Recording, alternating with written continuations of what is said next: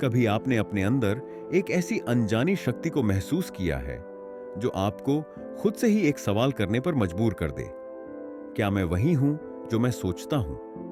क्या मुझ में कुछ ऐसा भी है जो अब तक सोया हुआ है, छुपा हुआ है? अगर हां, तो वो शक्ति हो सकती है कुंडलिनी। कुंडलिनी सिर्फ एक आध्यात्मिक शब्द नहीं, बल्कि हमारे भीतर स्थित वो रहस्यमयी ऊर्जा है जिसे जब ठीक से जगाया जाए तो यह इंसान को एक सामान्य व्यक्ति से एक जागृत आत्मा बना सकती है। लेकिन कुंडलिनी को लेकर जो सबसे बड़ी गलतफहमी है वो ये है कि यह कोई जादू है या सिर्फ सन्यासियों का विषय है, जबकि सच्चाई ये है कि यह एक गहरा विज्ञान है जो हमारे शरीर, मस्तिष्क और चेतना से जुड़ा हुआ है।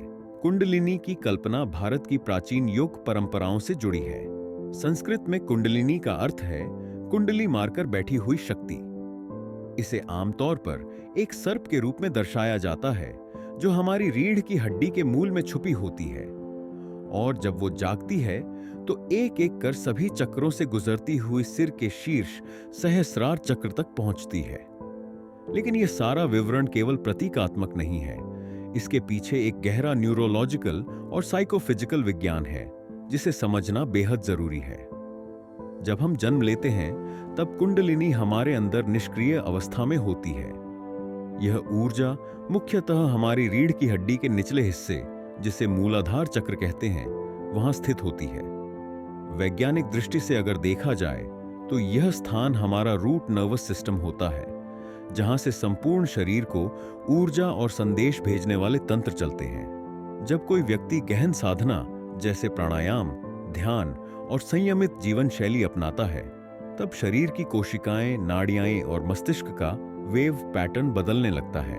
यही वह अवस्था होती है जब कुंडलिनी जागरण की प्रक्रिया धीरे धीरे प्रारंभ होती है।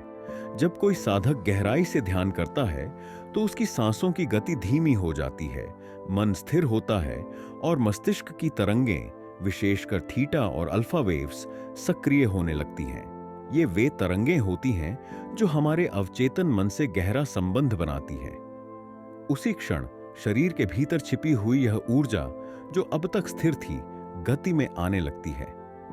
और जब यह गति एक तीव्र स्पंदन में बदल जाती है तो कुंडलिनी जागरण का अनुभव होता है। यह कोई साधारण अनुभव नहीं है। कुछ लोग कहते हैं कि उन्हें अपने शरीर में बिजली की लहर जैसी संवेदना हुई। कुछ लोग आंखें बंद करते ही दिव्य प्रकाश देखने लगते हैं, और कुछ लोगों को ऐसा लगता है मानो उनका अस्तित्व शरीर से बाहर निकल गया हो। लेकिन इन अनुभवों के साथ साथ एक और सच्चाई है जिसे अनदेखा नहीं किया जा सकता। कुंडलिनी एक असीम ऊर्जा है, और जब यह जागती है तो हमारी मानसिक, भावनात्मक और शारीरिक संरचनाओं पर गहरा असर डालती है। अगर किसी ने शुद्ध साधना के बिना केवल उत्सुकता या अज्ञानता के कारण कुंडलिनी को जागृत करने की कोशिश की, तो उसका मन और शरीर इस ऊर्जा को संभाल नहीं पाते। इसलिए कई लोग इस दौरान मानसिक रूप से असंतुलित हो जाते हैं, नींद नहीं आती, डरावने स्वप्न आते हैं या भावनात्मक रूप से डिप्रेशन जैसी स्थिति में चले जाते हैं। इसे ही स्पिरिचुअल इमरजेंसी कहते हैं। इसलिए योग शास्त्रों में पहले शुद्धि का महत्व बताया गया है, यानी जब तक शरीर, मन और जीवन शैली पवित्र नहीं होती, तब तक कुंडलिनी की जागृति एक खतरे की घंटी हो सकती है। इसीलिए योग में षटकर्म, प्राणायाम और ध्यान को एक क्रम में रखा गया है। नेति धौति, कपालभाति जैसे शुद्धिकरण तकनीकें शरीर को तैयार करती हैं। प्राणायाम से प्राण को नियंत्रित किया जाता है और फिर ध्यान द्वारा मन को स्थिर किया जाता है। इन तीनों के तालमेल से कुंडलिनी अपने आप जागने लगती है, बिना किसी हानि के, बिना किसी मानसिक दबाव के। अब बात करें उस अवस्था की जब कुंडलिनी ऊपर की ओर बढ़ती है। यह ऊर्जा मूलाधार से लेकर सहस्रार तक कुल 7 मुख्य चक्रों से होकर गुजरती है। मूलाधार, स्वाधिष्ठान, मणिपुर, अनाहत, विशुद्धि, आज्ञा और अंत में सहस्रार। हर चक्र एक विशेष भावनात्मक और मानसिक ऊर्जा से जुड़ा हुआ होता है। जब कुंडलिनी किसी चक्र को पार करती है तो उस चक्र से जुड़ी सभी सप्रेस्ड इमोशंस, ट्रॉमास और कंडीशनिंग सतह पर आने लगती है। यही कारण है कि जागरण के समय व्यक्ति कभी अकारण रोने लगता है, कभी डरावने विचार आते हैं, तो कभी उसे परमानंद का अनुभव होता है। ये एक प्रकार की आंतरिक सफाई होती है। यहाँ एक रोचक वैज्ञानिक पहलू भी जुड़ता है।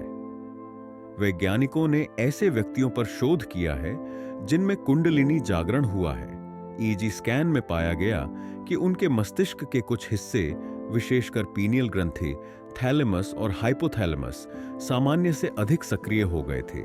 शरीर का तापमान असामान्य रूप से बढ़ गया, हृदय की धड़कन नियंत्रित रूप से तेज हो गई और शरीर की विद्युत गतिविधि में तीव्र परिवर्तन देखा गया।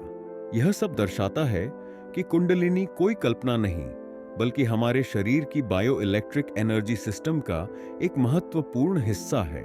अब अगर हम पूछें कुंडलिनी का उद्देश्य क्या है, तो जवाब केवल शक्ति पाना नहीं है। यह शक्ति आपको आत्मज्ञान, आत्मस्वरूप और ब्रह्म की अनुभूति की ओर ले जाती है। जब कुंडलिनी सहस्रार चक्र में प्रवेश करती है तो व्यक्ति को आत्म साक्षात्कार होता है। वह जान लेता है कि वह सिर्फ एक शरीर नहीं, बल्कि एक चेतना है, वही ब्रह्म, वही परब्रह्म जो सृष्टि के हर कण में है। उस क्षण मैं और तू का भेद समाप्त हो जाता है और इंसान समर्पण, प्रेम और शांति का जीवंत स्रोत बन जाता है। लेकिन यह सब एक दिन में नहीं होता। यह एक यात्रा है, एक अंतर यात्रा, जिसमें समय लगता है, धैर्य लगता है और सबसे ज्यादा विवेक लगता है। अगर आप इस यात्रा की ओर आकर्षित हो रहे हैं तो सबसे पहला कदम है स्वयं को जानना, अपने भीतर की अशुद्धियों को पहचानना, उन्हें शुद्ध करना, प्रकृति के साथ संतुलन बनाना, सही आहार, सही विचार और सही संगति अपनाना। और हां, मार्गदर्शन लेना किसी ऐसे व्यक्ति से जिसने इस यात्रा को स्वयं जिया हो। कुंडलिनी कोई गंतव्य नहीं, बल्कि एक साधन है आत्मा को शरीर से परे, संसार से परे और द्वैत से परे ले जाने का।